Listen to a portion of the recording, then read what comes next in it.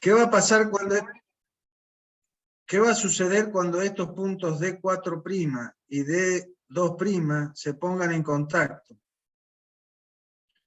Cada uno, ojo con esto, cada uno de estos puntos, en el D4', nosotros vamos a poder trazar una tangente, no está, porque si no llenamos de líneas el dibujo y después no se entiende nada.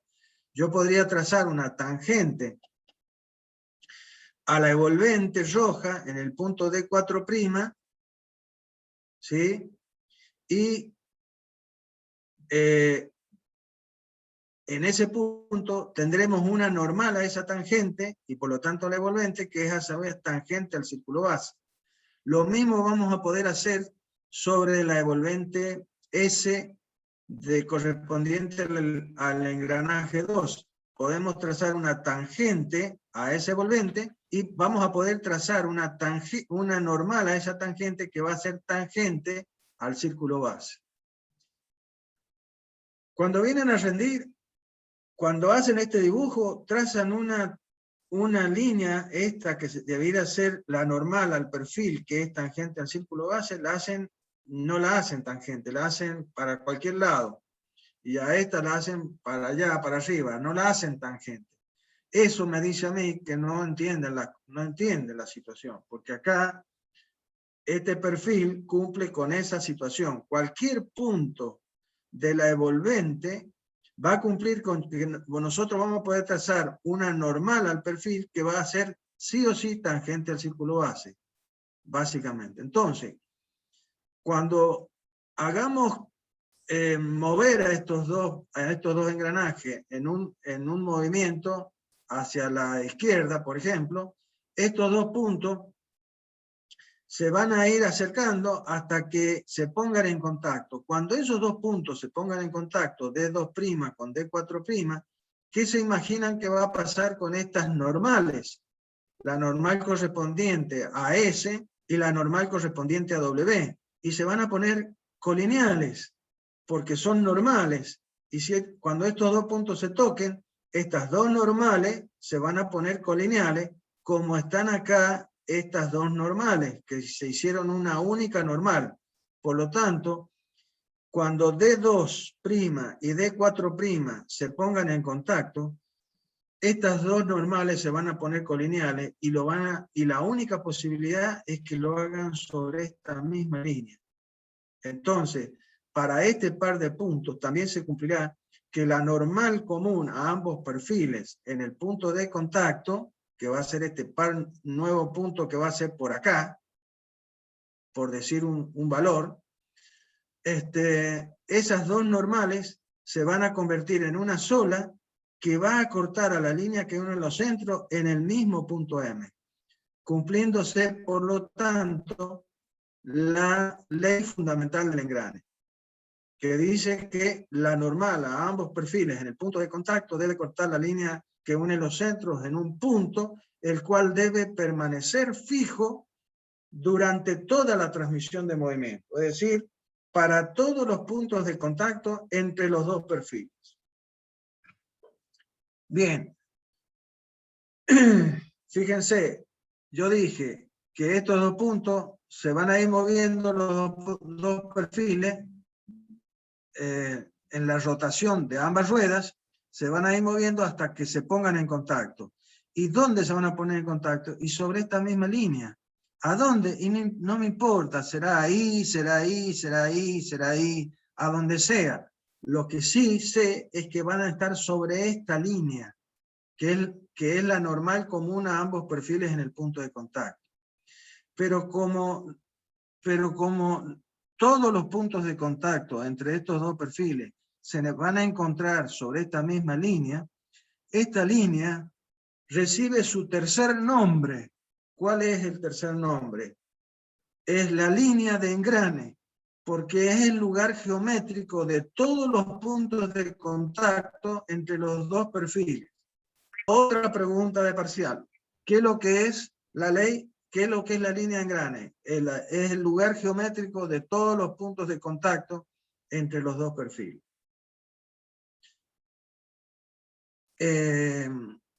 Y todo esto se cumple gracias a la propiedad fundamental de la envolvente del círculo, que es que si yo trazo una tangente en cualquier punto de la envolvente, una normal a esta es a su vez tangente al círculo base. No se olviden de eso, por favor.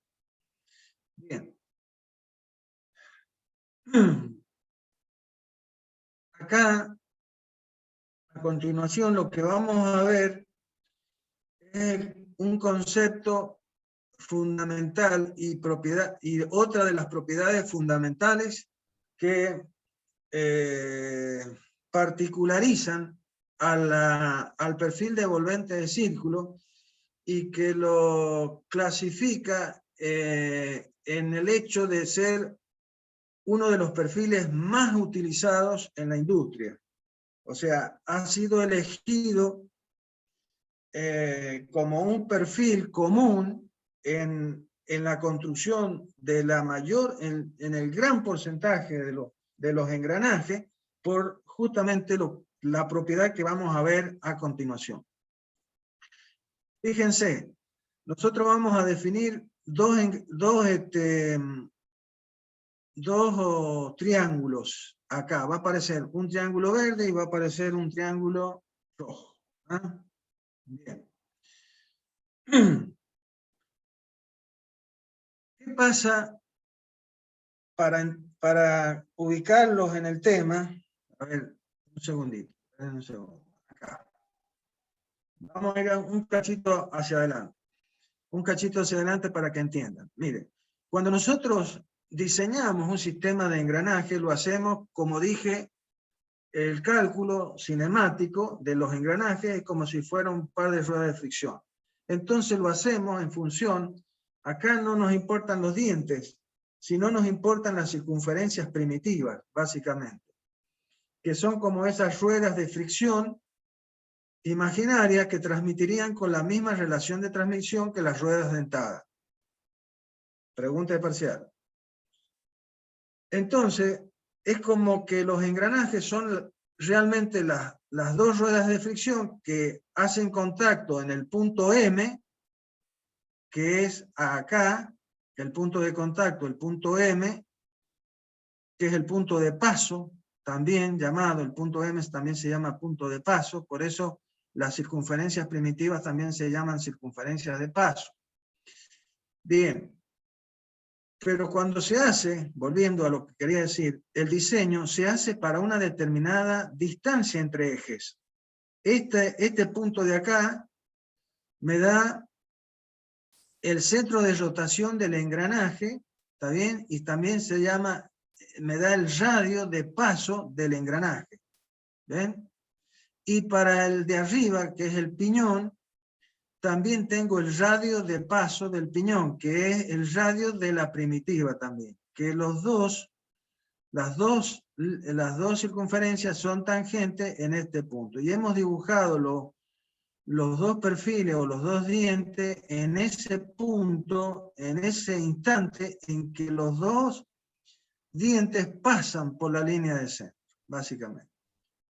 Es una situación particular, que no importa para lo que a mí me interesa explicar. Lo que a mí me interesa es que ustedes vean que para que nosotros cumplamos con una determinada relación de transmisión, lo hemos hecho fijando una determinada distancia entre ejes, es decir, este es el centro del piñón y este es el centro de la rueda.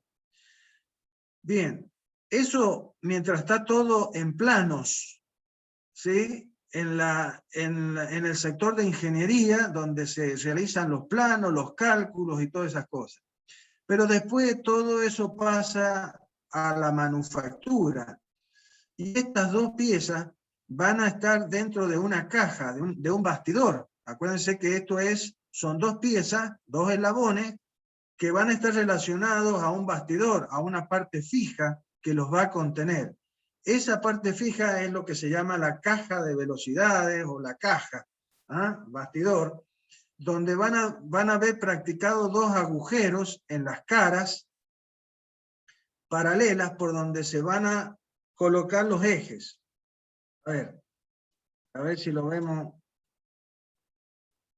Ahí está.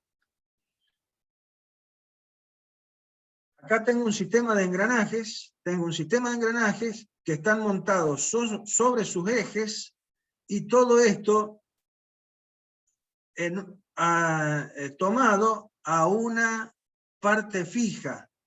Fíjense que ahí está la parte superior, esta es la parte inferior de la caja o del bastidor, y después se va a cerrar con esta pieza. Entonces, cuando nosotros hagamos estos agujeros que vemos acá, que parte está en una de las tapas y en la otra tapa está practicada la otra agujero cilíndrico, estas distancias entre esos ejes están cumpliendo el diseño, pero cuando se está mecanizando esta pieza por separado, para darle esta distancia entre estos dos huecos o agujeros, la persona que lo está realizando puede cometer equivocaciones y hacer que, en vez de cumplir esta distancia, ¿sí?, que está de acuerdo al plano, comete un error y hace que la distancia entre los ejes sea superior. ¿Ven? Acá hay un cambio en la distancia de centro. Ha aumentado la distancia entre centros. ¿Qué significa? Es como que los engranajes se separan entre sí. Fíjense que acá esta distancia entre la cabeza de un diente y la raíz del otro engranaje, que se llama huelgo, ¿sí?, u holgura, fíjense que en este dibujo ha aumentado. ¿Por qué? Porque se han separado los ejes. Eso hace que con la línea, esta tangente que es la tangente a ambos círculos base, esta tangente y que es la normal a ambos perfiles en el punto de contacto.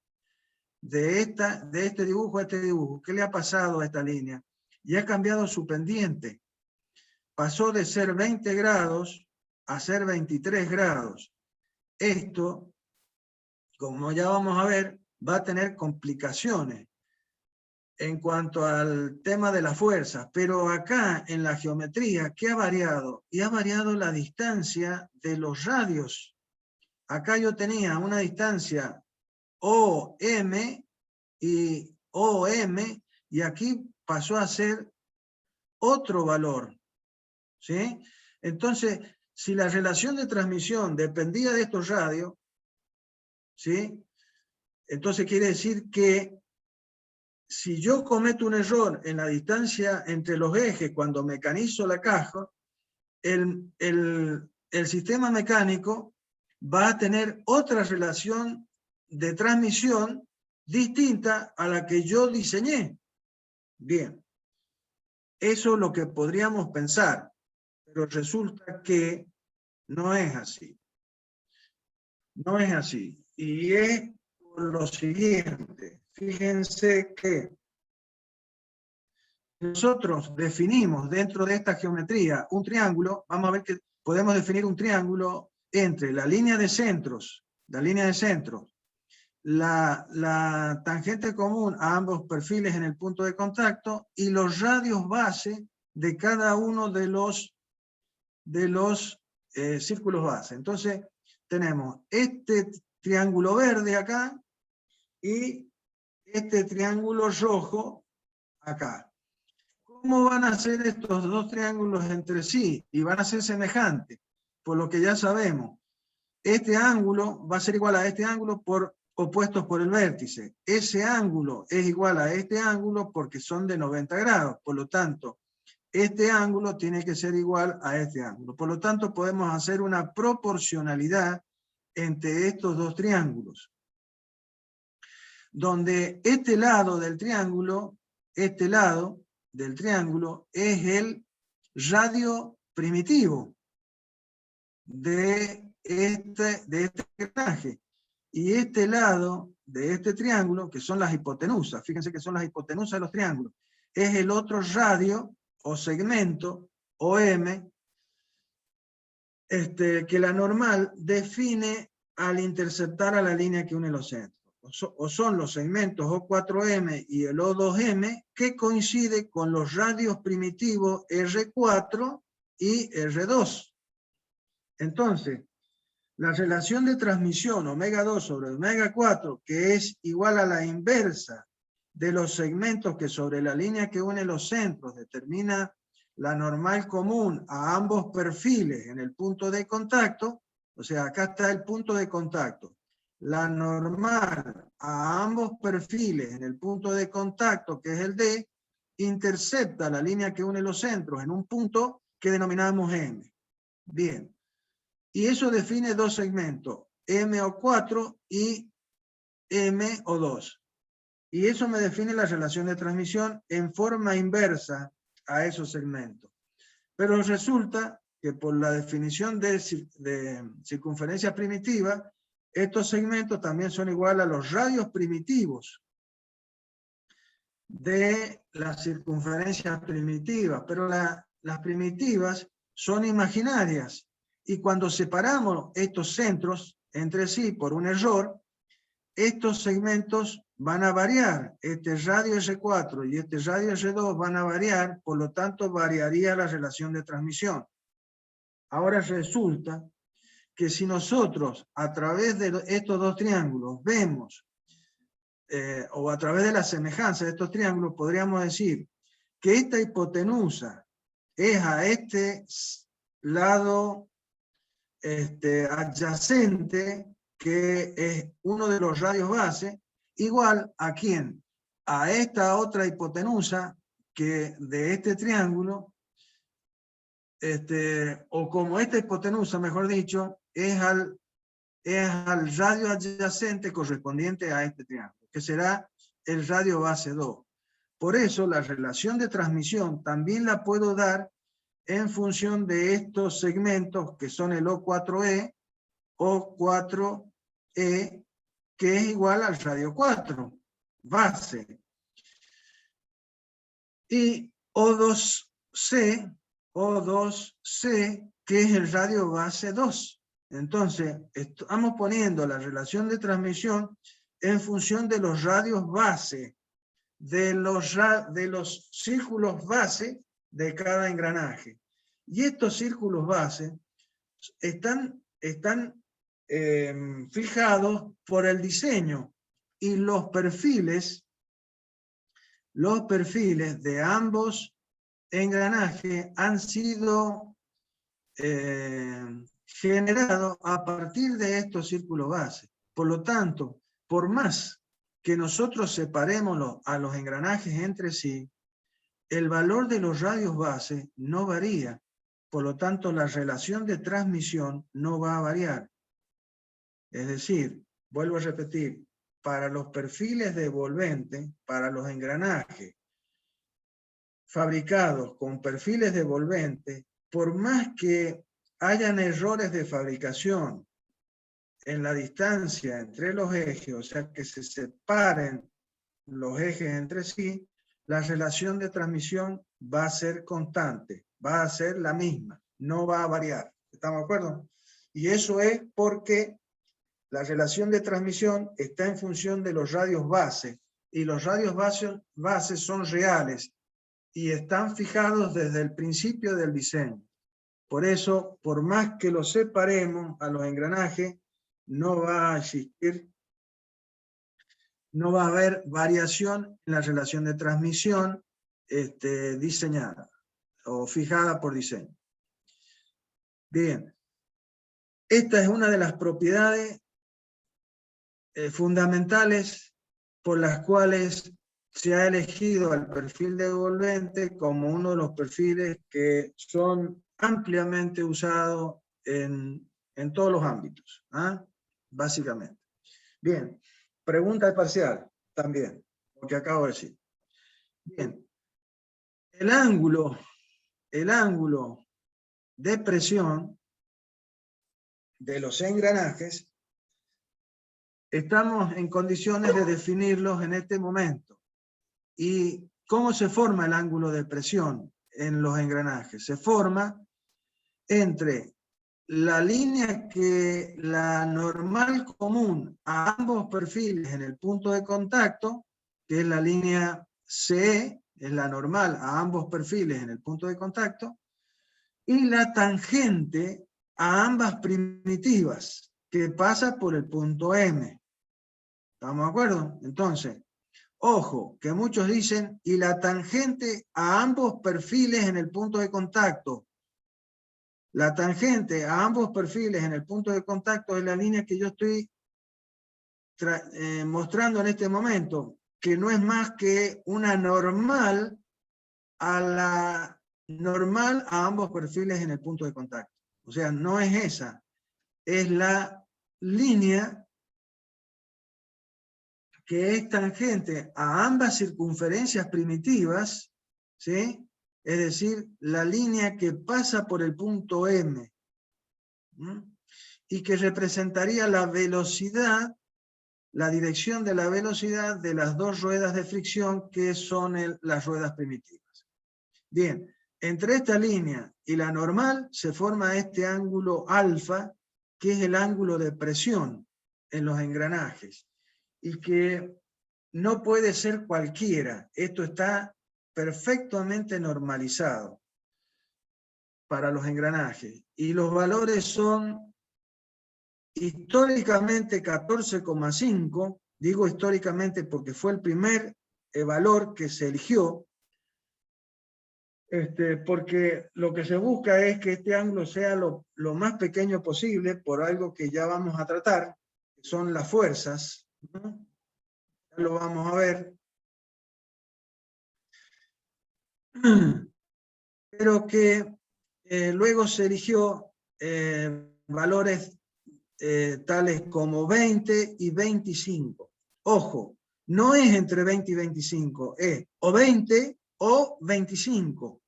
Y ese 20 o 25 depende de la distancia entre ejes. A medida que la distancia entre ejes se hace más grande, se pasa de 20 grados, o sea, el ángulo alfa, se pasa de 20 grados a 25 grados.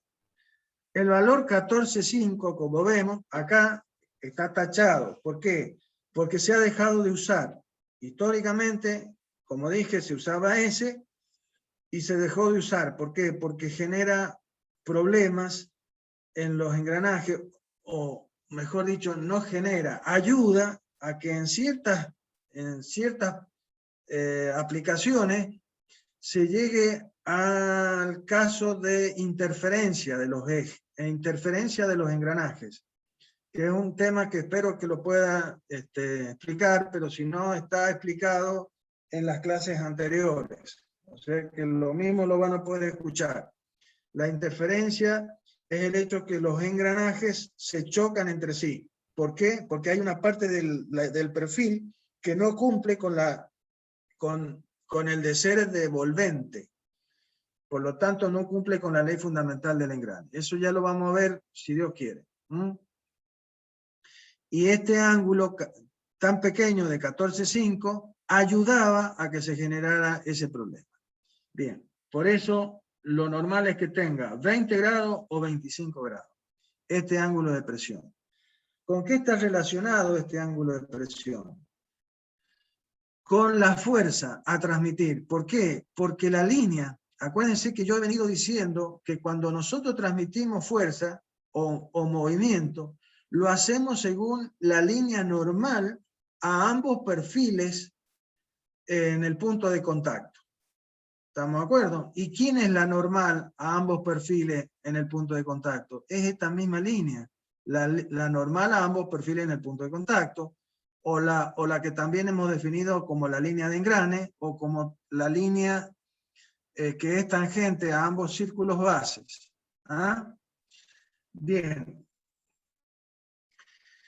Ahora la vamos a definir con el cuarto nombre, y finalmente con el último, que es la línea de transmisión de la fuerza, la línea de fuerza. Entonces también esa línea se llama línea de fuerza, porque es la línea a través de la que nosotros transmitimos la fuerza de un perfil a otro, como estamos indicando acá, ¿ah? Con este vector F sub t.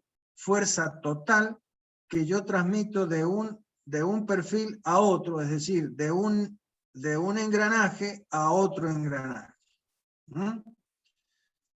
Pero como vamos a ver, toda esta fuerza total no se transmite totalmente de un eje a otro. ¿Por qué? Porque esta fuerza se va a descomponer en dos. Una que va a estar en la dirección de esta tangente a ambas primitivas en el punto de contacto, M, por eso no es arbitrario que se haya elegido o que se haya definido el ángulo de presión en función de esta línea, ¿sí? Y de esta línea. Lo que vamos a hacer es considerar que en el punto M tenemos trazado un sistema de referencia XY. Y vamos a imaginar que el punto D coincide con el punto M para hacerlo más sencillo. Entonces, eso quiere decir que el punto D está coincidiendo con el punto M. Está justo pasando por la línea que une los centros, los dos perfiles. Y ahí estamos aplicando la fuerza Ft. Estamos aplicando.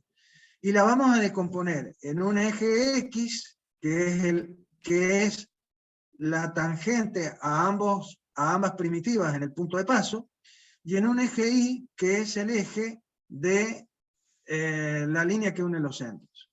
Entonces, esta fuerza total va a tener una componente F sub T minúscula sobre la tangente a ambas primitivas y una componente sobre la dirección de la línea de centro, como tenemos en este dibujo. Entonces, teóricamente, si bien están separados, el piñón de la rueda, el punto de paso, teóricamente estaríamos coincidiendo, ¿no es cierto? Y esta sería, la dirección de la FT, sería el de la normal a ambos perfiles, en este caso, ambos perfiles, en el punto de contacto. Que en este caso estaría, como les dije, estaría coincidiendo el punto M con el punto de transmisión, que sería el punto D, ¿no? Entonces, por ahí pasaría la normal a ambos perfiles, que es la dirección de la FT, ¿sí? ¿Qué estamos indicando? Supónganse que el piñón está moviendo a la rueda. Entonces, el piñón se mueve en sentido, con una velocidad angular en sentido antihorario, y la rueda se mueve en sentido horario. Esta FT es la acción del piñón sobre la rueda. Esta FT es la acción del piñón sobre la rueda. Es la transmisión de la fuerza de un eje al otro eje. Pero ¿qué pasa? Por el principio de acción y reacción, sobre el flanco del diente del piñón va a aparecer una fuerza igual en contraria, esta Ft. ¿Está bien? Eso es lo que estamos mostrando. De cualquier manera, este piñón, a través del punto de contacto, le transmite una fuerza Ft total. Pero de esa fuerza total, les dije que se proyecta sobre la tangente a ambas primitivas. Por acá pasa la primitiva, que es una circunferencia, que es tangente, que pasa por este punto, y por acá la correspondiente a este piñón, que son tangentes a ese punto.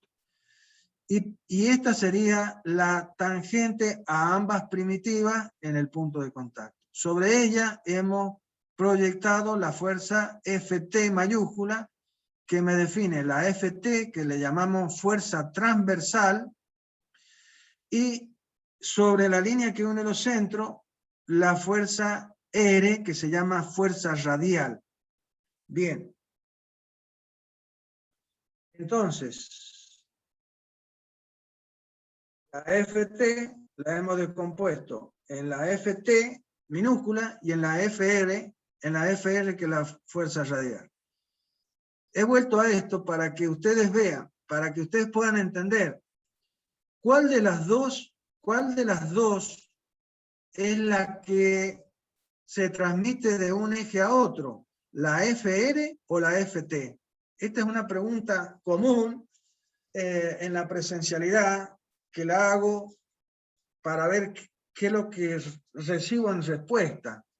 Bueno, recibo muchas respuestas, variadas. Y a veces me doy cuenta que no entienden qué es lo que es momento. Por eso insisto, momento, torque, torca, cupla, es una fuerza por una distancia. Una fuerza que está aplicada a una determinada distancia de un centro de rotación. Entonces, la fuerza multiplicada por la distancia que la separa es lo que produce la cupla. ¿Ah? En este caso, la FT, la proyección de la F total sobre la dirección de la tangente a ambas primitivas, la FT, es la que produce cupla y es la que va a hacer que esta rueda se reciba la potencia, básicamente. La otra componente de FT grande, de FT, es la FR. Y la FR, F radial, pasa por ¿dónde? Por el centro de rotación. Si pasa por el centro de rotación, no hay distancia respecto al centro. Por lo tanto, la FR no produce momento. O sea, no sirve, es una fuerza que se desprecia, que no se utiliza. La única que se utiliza es la componente FT minúscula. Porque la FR es una fuerza que pasa por los centros de rotación, es decir, cargan directamente a los ejes, como se muestra en el dibujo de la parte superior. Entonces, la FR, que son las flechas rojas, ¿qué le hacen a los ejes? Lo cargan en forma puntual acá, en este caso, como si fuera una fuerza, un vector, que está aplicado. Esto, lo que está mostrando, son dos engranajes, básicamente, montados sobre sus dos ejes. Este engranaje es el que recibe el movimiento a través de este motor y lo transmite a través de acá, de la conexión entre los dos engranajes, al engranaje conductor, y de acá, este es el eje, y saldrá a una determinada carga, ya sea para allá o ya sea para allá, no importa. Lo que importa es que cada engranaje está montado sobre su eje, y esta fuerza radial lo que hace es directamente actuar sobre los ejes. ¿Y qué le va a generar? Una flexión, un esfuerzo de flexión. Lo va a deformar como lo muestra la línea de trazo rojo. Por supuesto, esto está aumentado, o sea, nosotros no nos podemos permitir que el eje negro, que es el eje que representa al eje de la rueda, pueda sufrir una deformación como lo que indica esta línea de trazo rojo. ¿Por qué? Porque el contacto de los dientes acá, entre los dos engranajes, va a sufrir graves problemas. Entonces, nosotros calcularemos los ejes de ambos sobre los cuales montamos a los engranajes, de tal manera que puedan soportar esta fuerza radial, sin deformarse, básicamente. Entonces,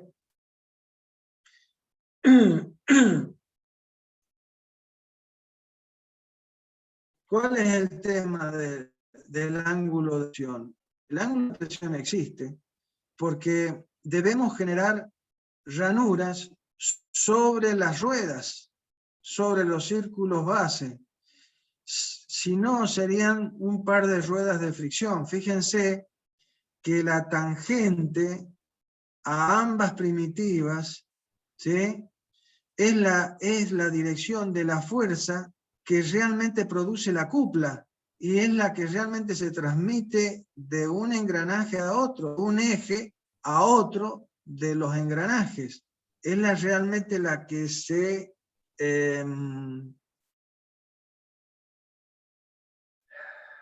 aprovecha, básicamente. La otra es la fuerza radial es una fuerza que si no existiera mejor, pero existe porque existe alfa.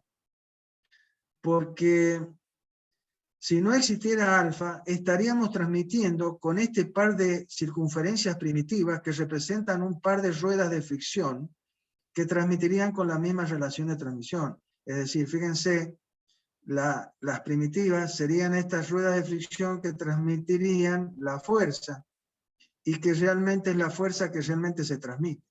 Pero como sobre nosotros necesitamos trabar a la rueda y estamos generando unos dientes, unas prolongaciones para poder trabar esas dos superficies, y eso hace necesario que aparezca alfa. Y el hecho que aparezca alfa hace que aparezca la fuerza radial, que es, como yo digo todos los años, un mal necesario, como tener seguro. Y si no lo tuviera mejor, porque tengo que pagar, pero no, tengamos el seguro, porque el seguro nos protege de alguna manera. Bueno, acá la Disculpe, fuerza de... Sí. Está por cortarse ya queda menos de un minuto. Bueno, está por cortarse, Manuel. Bueno,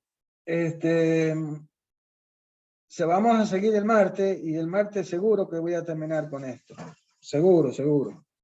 Y si hay tiempo, les vuelvo a hablar un poquito del tema del trazado para el parcial del jueves, del problema. Les vuelvo a repetir que va a ser un problema sencillo, no va a ser nada